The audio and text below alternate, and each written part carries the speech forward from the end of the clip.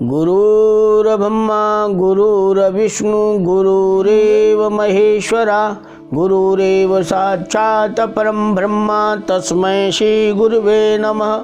ध्यानमूलं गुरुमूर्ति पूजामूलं गुरुपदं मंत्रमूलं गुरुवाक्यं मोक्षमूलं गुरुकृपा।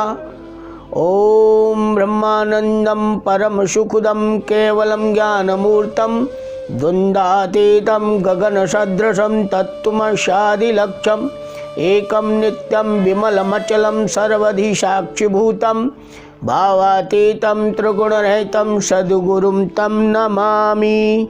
ओम श्री गणेशाय नमः। मित्रों, स्वागत है आपका अपने चैनल महात्मा नॉलेज में। आज हम पंडित श्री राम शर्मा आचार्य जी की पुस्तक गायत्री महाविज्ञान प्रथम भाग सुनेंगे। वेद माता गायत्री की उत्पत्ति। वेद कहते हैं ज्ञान को। ज्ञान के चार भेद हैं, ऋग वेद, यजुर्वेद, सामवेद और अथर्ववेद। कल्याण प्रभु प्राप्ति, ईश्वरीय दर्शन, दिव्यत्व, आत्म शांति, ब्रह्म निर्वाण, धर्म भावना, कर्तव्य पालन, प्रेम, तप, दया, उपकार, उदारता, सेवा आदि ऋग्वेद के अंतर्गत आते हैं। पराक्रम, पुरुषार्थ, साहस, वीरता, रक्षा, आक्रमण, नेतृत्व, यश, विजय, पद, प्रतिष्ठा, यह सब यजुर्वेद के अंतर्गत हैं। क्रीड़ा, विनोद, मनोरंजन, संगीत, कला, साहित्य, स्पर्श, इंद्रियों के स्थूल भोग तथा उन भोगों का चिंतन, प्रिय, कल्पना, खेल, गतिशीलता, रुचि, तृप्ति आदि को सामवेद के अंतर्गत लिया जाता है। धन, वैभव, वस्तुओं का संग्रह, शास्त्र, औषधि, अन्न, वस्तु, धातु, ग्रह, वाहन आदि सुख साधनों की सामग्रियाँ अथर्ववेद की परिधि में आती हैं। किसी भी जीवित प्राणधारी को लीजिए, उसकी सूक्ष्म और स्थूल बाहरी और भीतरी क्रियाओं और कल्पनाओं का गंभीर एवं वैज्ञानिक विश्लेषण कीजिए। प्रतीत होगा कि इन्हीं चार क्षेत्रों के अंतर्गत उसकी समस्त चेतना परिभ्रमण कर रही है। ऋग, कल्याण, यज, पौरुष, साम, क्रीड़ा, अथर्व, अर्थ, इन चार दिशाओं की अतिरिक्त प्राणियों की ज्ञान धारा और किसी और प्रवाहित नहीं होती। ऋग को धर्म, यजु को मोक्ष, साम को काम, अथर्व को अर्थ भी कहा जाता है। यही चार ब्रह्मा जी के मुख हैं।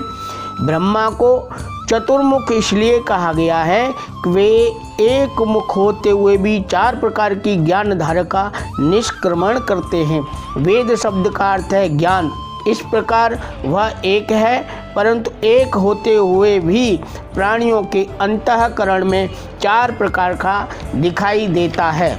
इसलिए एक वेद की सुविधा के ऊपर चार भागों में विभक्त कर दिया गया है। भगवान विष्णु की चार भुजाएं भी यही हैं।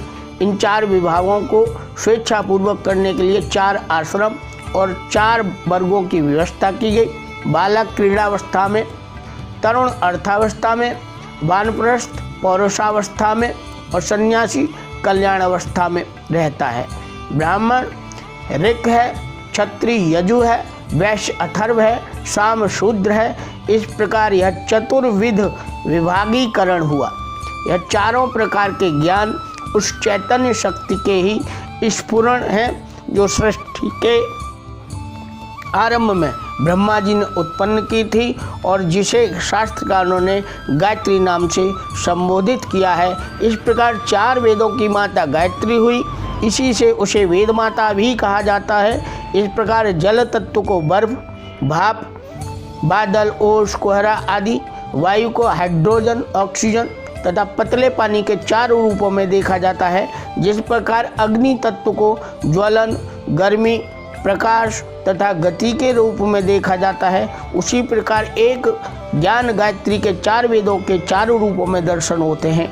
गायत्री माता है तो चार वेद उसके पुत्र हैं। यह तो हुआ सूक्ष्म गायत्री का, सूक्ष्म वेद माता का स्वरूप। अब उसके स्थूल रूप पर विचार करेंगे। ब्रह्मा ने 4 वेदों की रचना से पूर्व 24 अक्षर वाले गायत्री मंत्र की रचना की। इस एक मंत्र के एक एक अक्षर में सूक्ष्म तत्व आधारित किए गए हैं, जिनके पल्लवित होने पर 4 वेदों की शाखा प्रशाखाएं तथा त्रुटियां उद्भूत हो गईं।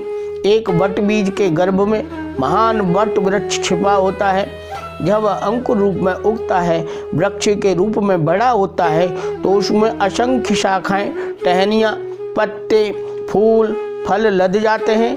इन सब का इतना बड़ा विस्तार होता है जो उस मूल वट बीज की अपेक्षा करोड़ों अरबों गुना बड़ा होता है।